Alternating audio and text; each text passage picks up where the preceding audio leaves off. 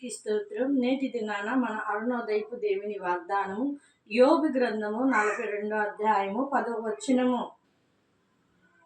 మరియు యోబు తన స్నేహితుల నిమిత్తము ప్రార్థన చేసినప్పుడు యెహోవా అతనికి క్షేమస్థితిని మరలా అతనికి కలుగజేసెను.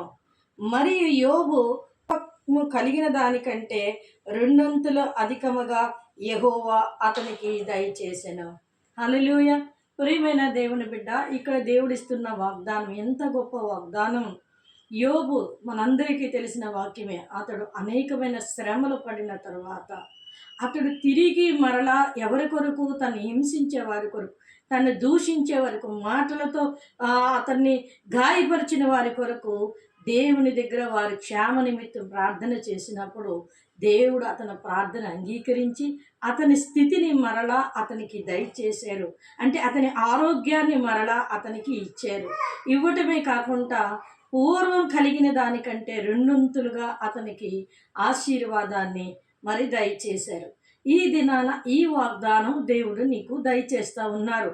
నేను ఎవరైనా నిందించారా, అవమానపరిచారా, హేళన చేశారా, నువ్వు శ్రమల్లో ఉన్నావా, దుఃఖంలో ఉన్నావా, అయితే నువ్వు దేవునికి ప్రార్థన చేయి. నిన్ను నిందించే వారి కొరకు ప్రార్థన చేయి, నిన్ను దూషించే వారి కొరకు ప్రార్థన చేయి.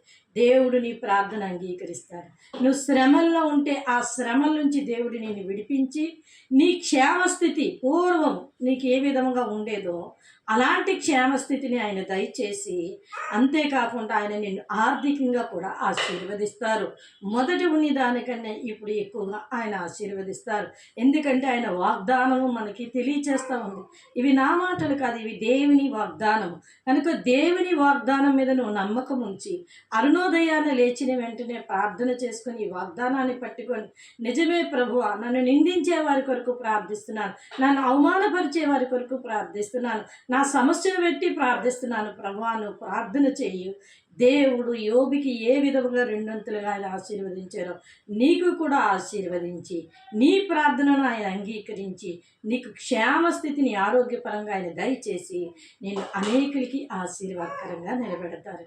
కనుక అలా చేసి దేవుడిచ్చిన దీవెన ఆశీర్వాదాలు పొందుకోండి. ఆమేన్.